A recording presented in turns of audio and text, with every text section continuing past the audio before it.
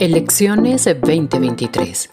Alianza Periodística Digital al servicio de una ciudadanía bien informada. Nuestra prioridad es Pereira. Dirigen Luis Fernando Cardona, Carlos Álape y Julio Bayona. Síguenos en redes sociales. ¿Qué tal, amigos? Hoy estamos la Alianza Informativa KF News, Julio Bayona Televisión y El Opinadero con el candidato alternativo a la alcaldía de Pereira, Carlos Andrés Hernández. Una persona que, por cierto, precisamente en estos días está haciendo un llamado muy importante, muy valioso al civismo. Ya no se trata solamente de ideologías, de si el candidato va a ser liberal, conservador o del pacto histórico. Carlos Andrés, bienvenido a esta charla. ¿Y cuál es ese llamado que usted está haciendo para que la gente que tiene amor por la ciudad vote por esta propuesta? Gracias, Luis Fernando, a usted, a Julio, a Carlos. Muchas gracias por invitarme a su programa. Y bueno, venimos haciendo un llamado muy importante a la unidad en este proceso electoral que estamos ya a vísperas en este año 2023, en el mes de octubre. Y ese llamado, como usted lo dice con una palabra muy importante, es al civismo.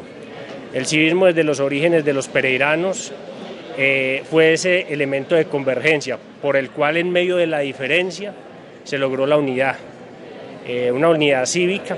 El civismo, Luis Fernando, viene del latín civil y significa buen ciudadano, un buen ciudadano que respeta los derechos, que es solidario, pero que también cree en los procesos en materia de unidad. Y así fue como se construyó la ciudad de Pereira. Y ese tipo de escenario que se dio, sobre todo en el siglo XX, lo estamos trayendo a colación de manera importante. Para una gran oportunidad, para las candidaturas alternativas e independientes que tenemos en este momento en la ciudad, con buenas hojas de vida, con muy buenos candidatos que no estamos, financiados por actores oscuros, o que no utilizamos las maquinarias que son recursos de los pereiranos, de pagar el predial, de pagar los impuestos, del erario público como tal, sino que somos candidatos que tenemos muy buenas, alternativas y propuestas de ciudad. Entonces, con el candidato independiente Steven Cárdenas, hicimos un llamado importante por redes sociales, como todos lo vieron, para que se sumen más. Esperamos que se sume el candidato que salga del proceso del pacto histórico, del Partido Verde y otros independientes que se encuentran en el escenario para mostrarle estas propuestas tan importantes a la ciudad de unión.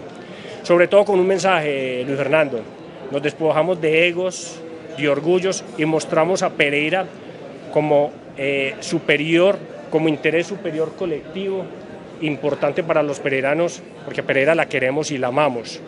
Y por eso yo creo que en la política también se deben aflorar este tipo de sentimientos como tal.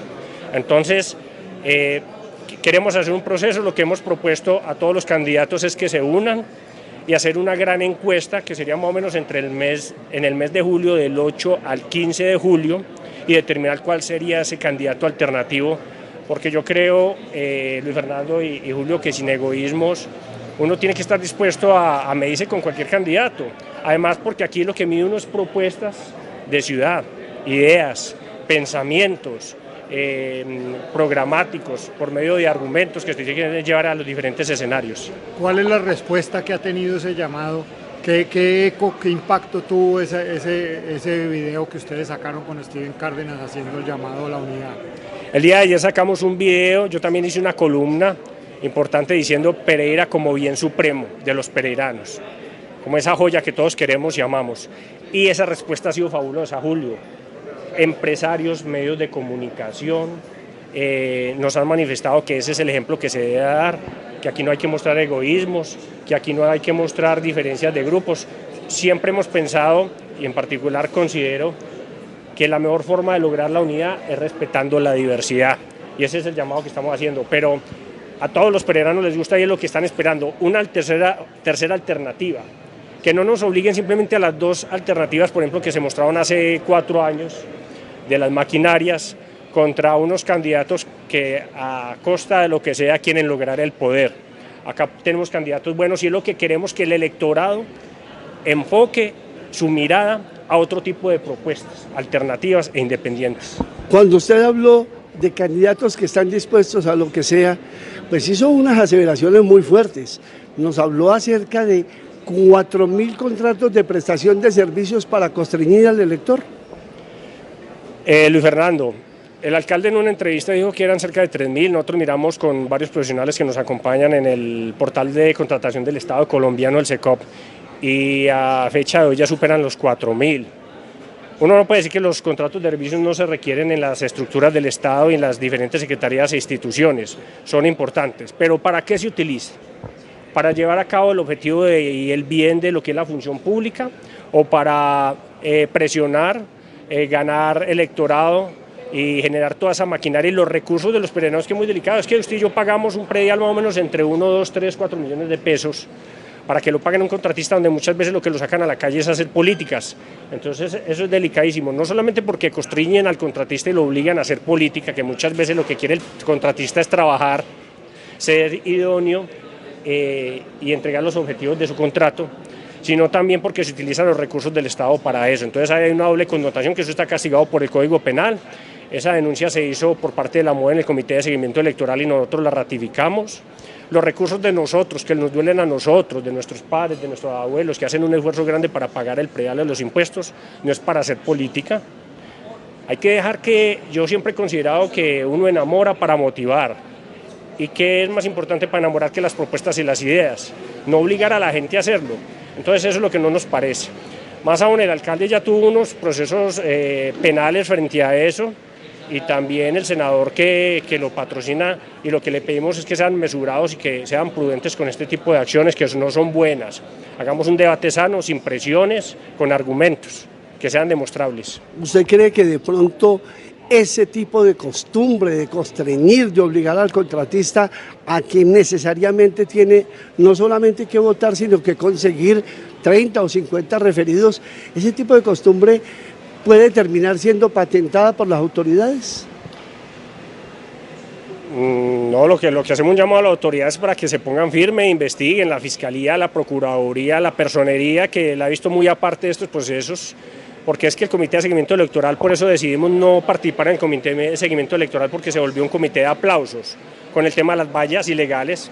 Candidatos con partidos que no están por firmas, desde hace rato tienen hace 4 meses puestas vallas y no se ha tomado ninguna decisión. Las autoridades tienen que intervenir al respecto, eso no se puede convalidar, eso hay que denunciarlo, porque lo que queremos es mostrar unas propuestas completamente diferentes.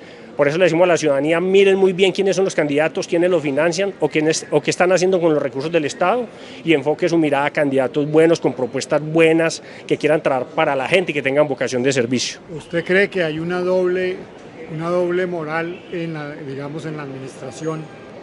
Porque las normas dicen que los funcionarios públicos está prohibido hacer política, pero no, allá adentro, los que hemos estado allá, y usted también y nosotros, sabemos que allá no hay nadie que no esté porque un político lo llevó.